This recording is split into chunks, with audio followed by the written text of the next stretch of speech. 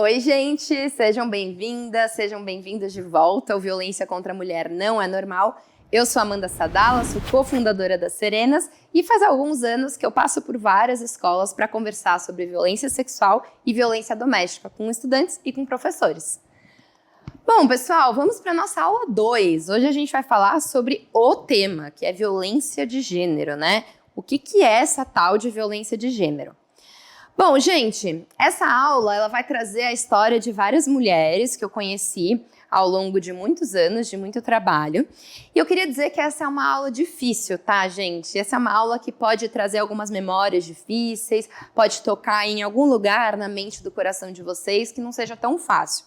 Então, lembra do que eu falei na nossa primeira aula, tá, gente? Se você tiver alguma memória, algum sentimento difícil enquanto eu estiver falando, pausa o vídeo, toma uma água, chama uma amiga para assistir a aula junto com você, não se força. E se você precisar, peça ajuda, tá, gente? Eu não quero ninguém se sentindo sozinho, ninguém se sentindo sozinha.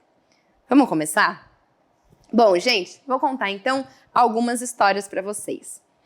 Na aula passada, eu falei para vocês da Serena, minha bisavó, que passou por alguns tipos de discriminação, né? Alguns tipos de... Ela sofreu discriminação por ser mulher, por ser uma mulher judia, migrante. E agora eu vou contar para vocês a história da Helena. A Helena foi uma grande amiga minha, nós estudamos juntas na escola. E a Helena, quando ela tinha 13 anos, eu tinha 14, ela foi para uma viagem na escola e tiraram fotos dela nua. E tiraram essas fotos e espalharam pela escola. Já viram alguma situação dessa, gente? Pois é. O que aconteceu, gente, é que alguns meninos pediram para outras meninas tirarem essas fotos dela, enquanto elas estavam no quarto, e espalharem. E é muito triste, né? Porque foram meninas que tiraram as fotos. Para vocês verem como as meninas também podem reproduzir machismo, violência, claro, de uma forma diferente que os meninos.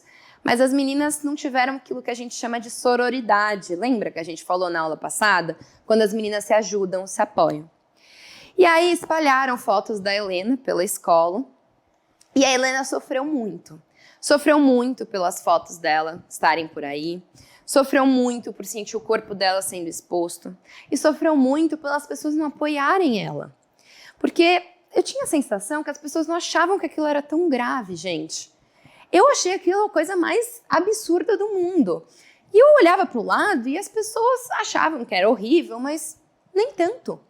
As pessoas não acolheram a Helena. As pessoas não disseram para ela que aquilo não era culpa dela. Pelo contrário, eram olhares que julgavam ela. E naquela época, gente, eu não fazia a mínima ideia do que era sororidade, viu? Mas eu achava muito absurdo aquilo acontecer. E eu lembro que as pessoas estavam muito mais preocupadas com o que ia acontecer com os meninos, com a punição dos meninos, do que com ajudar a Helena, que passou por isso. Pois é, gente, a Helena, então, passou por uma violência muito grave, que é tirar fotos de uma pessoa nua sem o consentimento e espalhar. Isso, gente, é violência, é crime, viu? Ela passou por uma outra violência, que foi a violência institucional, quando as pessoas à volta dela não a acolheram, pelo contrário, apontaram o dedo, julgaram. E foi a Helena que me apresentou algo super importante que eu não conhecia, que é o que a gente chama de feminismo. O feminismo é esse movimento que luta para que as mulheres e os homens tenham os mesmos direitos. Quando isso aconteceu com a Helena, foi que eu descobri o que era feminismo. Eu descobri que o que estava faltando lá naquela escola, naquele ambiente, era justamente respeito à mulher. E era uma escola super acolhedora, super cuidadosa, muito maravilhosa. Mas faltava ajuda para entender como ajudar a Helena. E é o que acontece em muitas escolas. A escola não faz por mal, mas as pessoas não sabem que isso é tão grave, não sabem como ajudar. Por isso não é normal conversa com você, estudante, com os profissionais da educação. Bom, eu quero falar também para vocês sobre a Neide, tá? A Neide é uma diretora de uma escola de São Paulo. E a Neide trabalhava numa escola onde muitas das meninas estavam sofrendo violência sexual. As meninas estavam sofrendo abuso sexual e exploração sexual. Já ouviram falar? Abuso é quando essas meninas sofriam algum tipo de violência sexual em casa. Exploração é quando essas meninas recebiam dinheiro, roupa, em troca de sexo. Sabia que isso é crime, gente? Mas a gente vai falar sobre isso mais pra frente. E aí a Neide um dia me falou assim, Amanda, eu não sei como ajudar essas meninas. Porque a cabeça delas não tá aqui na sala de aula. A cabeça delas tá na dor e no trauma do que elas estão passando. Foi ali que eu entendi, gente, que pra gente aproveitar a educação, a gente precisa estar se sentindo bem. Se a gente não tem um direito básico respeitado, que é o de não sofrer violência, a gente não consegue aproveitar a aula da mesma forma que alguém que não está sofrendo algo. Por isso é tão importante a gente falar sobre esse assunto na escola. Bom, aí eu quero falar da Cida. A Cida foi uma mulher que mudou minha vida. A Cida foi uma mulher sobrevivente de violência doméstica e eu acompanhei a Cida enquanto ela tentava buscar ajuda. A Cida também é uma mulher aqui de São Paulo. E a Cida, ela, quando foi na delegacia falar o que estava acontecendo, o policial falou assim para ela, mas Cida, de novo você sofrendo violência? O seu ex também te batia. Parece até que você gosta de apanhar. Já ouviu alguma coisa assim, gente? O que acontece, gente, é que a Cida aprendeu na casa dela, quando ela era criança, que é normal, quando a gente está casada com alguém, namorando, que esse homem controle, tenha poder sobre essa mulher. A Cida nunca aprendeu que é possível se relacionar com alguém de forma saudável. Então não é que ela gosta de apanhar, de jeito nenhum. É que a Cida não aprendeu como ter um relacionamento que seja saudável. Ela também não aprendeu que ela tinha direito a uma relação saudável. E a gente não pode culpar a Cida por isso. De jeito nenhum, a gente tem que ajudar a Cida a enxergar que ela pode ter uma relação saudável e sem violência. E aí eu quero terminar com a Mariana. A Mariana, na verdade, é um nome fictício que eu coloquei só para a gente falar um pouco das várias meninas que eu conheci na rede estadual de São Paulo, porque eu já fui em muita escola e já conheci muitas meninas, e muitas meninas com as quais eu conversei foram percebendo nas nossas rodas de conversa que elas estavam tendo relações com o namorado, por exemplo, sem querer, sem desejar. Elas estavam fazendo aquilo porque elas achavam que se elas não transassem com o namorado, elas não iam ser amadas, não iam ser aceitas. Eu conheci muitas meninas também que, por exemplo, o namorado dizia, eu não vou ter uma relação sexual com você se você quiser usar camisinha. E elas achavam que tinha que ser assim, que tinha que respeitar o desejo dele. E não tem nada a ver. Eu conheci muitas meninas que estavam mandando fotos para o namorado que elas não queriam fazer isso, mas elas faziam porque achavam que não iam ser amadas se não fosse assim. Eu conheci muitas meninas que sofriam violência sexual em casa e não sabiam que aquilo era violência. Sentiam que tinha algo errado, mas não sabiam exatamente o que era. Eu também conheci muitas meninas que sentiam que não podiam exercer a sexualidade delas ou que não podiam exercer a forma de ser como elas queriam por ser meninas. Meninas que falavam, Amanda, mas eu tenho que ser delicada, eu tenho que usar tal tipo de roupa. E elas não se sentiam bem sendo assim. Por isso, eu trouxe esse nome Mariana, para falar das várias meninas que eu conheci. E eu conheci muitos meninos também, e eu vou falar sobre eles. Bom, gente, o que essas histórias têm em comum? Essa é a pergunta que eu faço para vocês. Anota aí no papel. Vamos voltar lá nelas. O que a Serena, a Helena, a Neide, a Cida, a Mariana, o que tem em comum aí do que aconteceu com elas? A Helena tiraram fotos do corpo dela.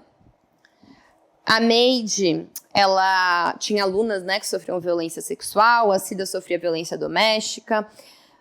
Fizeram isso com a Helena, tiraram as fotos, porque se tem um entendimento, os meninos tinham um entendimento de que por ela ser uma mulher, o corpo dela poderia ser, a gente fala objetificado, né? Que o corpo dela poderia ser mostrado para os homens. Baseado num estereótipo de gênero, né? De que o corpo da mulher serve ao homem. E, gente, não tem nada a ver. Bom, a Neide via as meninas sofrendo violência sexual, né? E essa violência sexual é muito naturalizada no nosso país. Como se fosse normal passarem a mão no seu bumbum quando você está no metrô. Como se fosse normal ter uma relação com seu namorado sem você desejar. Como se fosse normal falar que uma menina que recebe dinheiro em troca de sexo, uma menina de 13 anos, como se fosse normal, ela está trabalhando. Não, gente, isso é exploração sexual, não é normal, é violência. Todas essas mulheres passaram pelo que a gente chama de violência de gênero. A violência de gênero é a violência que acontece baseada no gênero da pessoa, ou melhor, baseada no estereótipo de gênero, baseada no que se espera que uma mulher e uma menina sejam. A gente define a violência de gênero como sendo meninas e mulheres que são vítimas de violência simplesmente por serem mulheres. E aí eu vou dar um exemplo que acho que vai dar para entender bem o que eu estou dizendo. Bom, gente, digamos que eu estou lá no meu carro, no estado de São Paulo, estou dirigindo, estou indo visitar uma escola e eu sou assaltada. E aí eu reajo a esse assalto e me matam. Trágico. Tá tudo bem, gente. Não chorem aí. Por que esse homem me matou? Ah, era um homem, tá? A pessoa que me matou. Por quê? Esse homem me matou porque ele queria roubar algo que era meu e eu reagi. Ok. Guarda aí o exemplo. Vamos pro próximo. Digamos que eu namore um homem e esse homem, ele quer controlar muitas pessoas com quem eu falo. Eu começo a sofrer violência psicológica, violência física e tem um dia que ele tem uma crise de ciúmes porque eu tô falando com o meu melhor amigo e ele me mata. Por que ele me matou? Ele me matou porque ele entende que por eu ser uma mulher, ele pode me controlar. Isso é o que é o feminicídio, né? O feminicídio é quando uma mulher morre por ela ser mulher. Porque por ela ser mulher, entende-se que o homem tem poder sobre ela. A diferença do que eu contei é que um caso é um homicídio, ou seja, eu morri porque me mataram porque eu reagi àquele assalto. Não tem nada a ver se eu sou mulher, homem, enfim.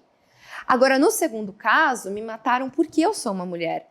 Porque esse homem entende que por eu ser uma mulher, eu tenho que me comportar de uma determinada forma, que é a forma que ele deseja. Isso é violência baseada em gênero.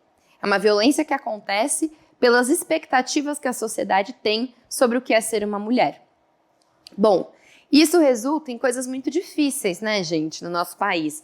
Dá para acreditar que a cada 1 minuto, 25 mulheres sofrem violência doméstica? E dá para acreditar que em 2020, a cada 7 horas, uma mulher foi vítima de feminicídio, ou seja, ela foi morta, normalmente pelo companheiro, por ser mulher? E uma a cada 5 estudantes no Brasil, gente, já sofreu violência sexual. É muito grave, né? Muito bem, gente. Mas por que isso acontece? Para a gente entender isso, eu vou mostrar um iceberg. Esse iceberg é tipo aquela árvore que eu mostrei e falei, olha, a raiz não dá para ver. É meio isso. Bom, vocês já viram, acho que não é da geração de vocês, né? Aquele filme Titanic. No Titanic, o que acontece é que um navio afunda porque ele bate num iceberg.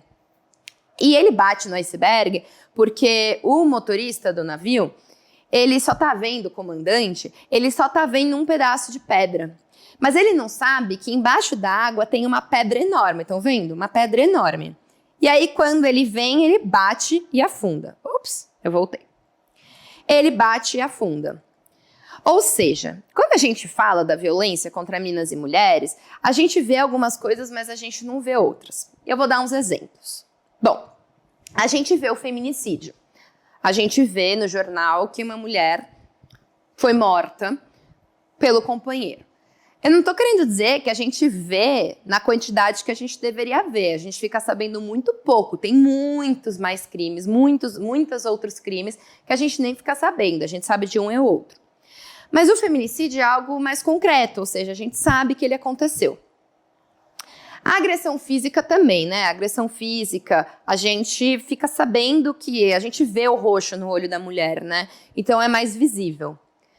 A ameaça, eu posso ouvir alguém ameaçando essa mulher. Nem sempre. O estupro, tem um estupro que acontece na rua, mas tem aquele estupro que acontece dentro de casa. A gente não fica sabendo. Mas essas violências, o feminicídio, a agressão física, o estupro, a ameaça, essas são violências que as pessoas conhecem mais. Por isso que elas estão aqui no visível. É como se o motorista do navio, é motorista que fala, gente? Comandante? Ele soubesse que isso existe. Mas ele não sabe que tem um monte de gelo, pedra de gelo embaixo, que as pessoas não conhecem. Por exemplo, a violência psicológica. As pessoas não sabem que a violência psicológica existe. e não sabem identificar uma violência como sendo, um comentário como sendo uma violência psicológica. Quando um homem fica falando para a namorada que ela não serve para nada, que ela é horrorosa, que ninguém vai amar ela além dele, isso é violência psicológica. Isso faz com que essa mulher se sinta muito mal com ela, com que ela se sinta humilhada, com que ela sinta que ela não é suficiente. Só que tem muitas outras coisas que estão ainda mais embaixo e que a gente não vê. Por exemplo, quando essa mulher é humilhada, quando essa mulher é culpabilizada. Por exemplo, quando uma mulher vai pedir ajuda, quando ela sofre uma violência, e dizem para ela, mas olha a roupa que você estava usando. Essa mulher, ela está sendo culpabilizada, ou seja, culpam ela por uma violência que ela sofreu. E, gente, quem é culpada? A mulher que estava andando na rua, sendo feliz e contente para ir para o trabalho, ou o homem que saiu do lugarzinho dele, foi até ela e fez um comentário que deixou ela extremamente constrangida, a troco de nada. É ele que tá errado, né, gente? Mas a gente insiste em culpar a mulher. Costumo dar o exemplo que se me assaltarem e eu for na delegacia, ninguém vai me falar, Amanda, mas por que você estava andando com a carteira na rua? Agora, se alguém mexe com a minha roupa, com o meu corpo, e alguém me fala, mas olha a roupa que você estava usando. Gente, qual é a diferença? Então, a gente tem que trabalhar as coisas que as pessoas não estão enxergando, que é, por exemplo, culpar a mulher, que é, por exemplo, humilhar, fazer chantagem emocional. Por exemplo, quando um menino fala assim para a menina, olha, se você ficar insistindo que a gente tem que usar camisinha, eu termino com você. Isso é chantagem emocional, gente. Bom, e tem coisas que a gente vê ainda menos, né? Que são formas mais sutis de violência. Por exemplo, quando a gente vê uma propaganda que coloca a mulher ali, o corpo da mulher, como sendo desejado por vários homens, como servindo a um homem. Essa publicidade, esse humor machista, aquelas piadinhas, sabe? Aquela piadinha do mulher não sabe dirigir, mulher isso, mulher aquilo, mulherzinha, para de ser mulherzinha. Tudo isso vai sustentando essa pedra. Essa grande pedra de gelo só existe porque tem uma base, que são esses micromachismos, esses preconceitos que parecem pequenos, mas não são. Aquela piadinha parece que é inofensiva, mas esse menino a vida inteira vai ouvindo piada, que a mulher não serve para nada, que a mulher é mais fraca. E aí quando ele cresce e vai se relacionar, digamos que ele se relacione com uma mulher, o que ele aprende? Que ele tem poder sobre essa mulher. Então, a gente não está falando sobre uma piadinha, a gente está falando sobre várias piadinhas que vão montando essa pedra enorme até chegar no feminicídio. Deu para entender, gente, que tem muita coisa por trás das violências e que a gente tem que pensar sobre isso? Porque o resultado é justamente aquilo que eu mostrei antes. A violência sexual, a violência doméstica, a exploração, o assédio e várias outras coisas que a gente vai conversar aqui. Se a gente não falar sobre todo esse iceberg, a gente não vai resolver o problema.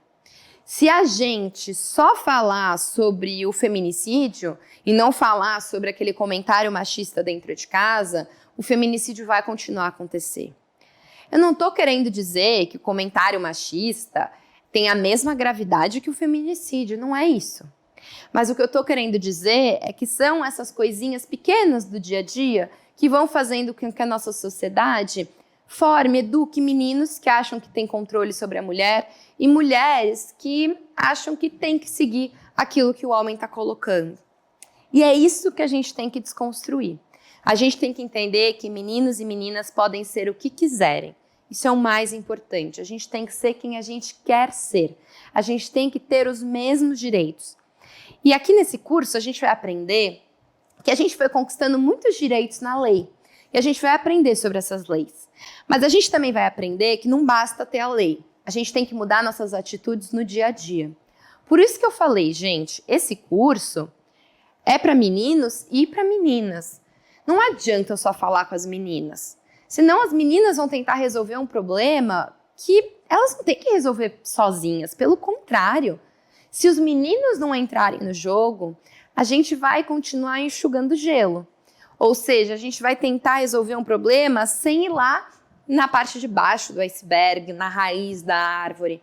Por isso que a gente precisa que esse curso seja visto por meninas e meninos. Se unam, assistam juntos. E a gente já passou por 2 aulas, já foi muita coisa. A gente tem mais uma aula que está por vir, que vai falar sobre que tipos de violência são essas. Mas até a próxima aula, pega o seu caderno e anota. O que essa aula te fez sentir? O que essa aula te fez refletir?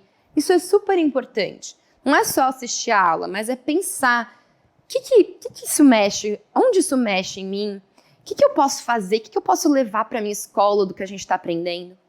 E se você está se sentindo mais para baixo, mais introspectiva, mais introspectivo, pensando no tema, tá tudo bem também.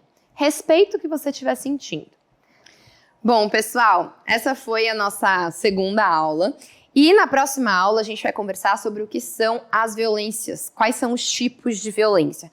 Na próxima aula vocês vão conhecer a Bruna, que trabalha com a gente e que vai contar para vocês o que é violência doméstica, sexual e por aí vai. Lembre-se, anota no seu caderno o que você sentiu, o que você pensou, leva esse conteúdo para os seus amigos e amigas. Lembra que você não está sozinha, você não está sozinho se esse conteúdo mexeu com você. Peça ajuda se você precisar. Bom, gente, até a próxima aula. Super obrigada!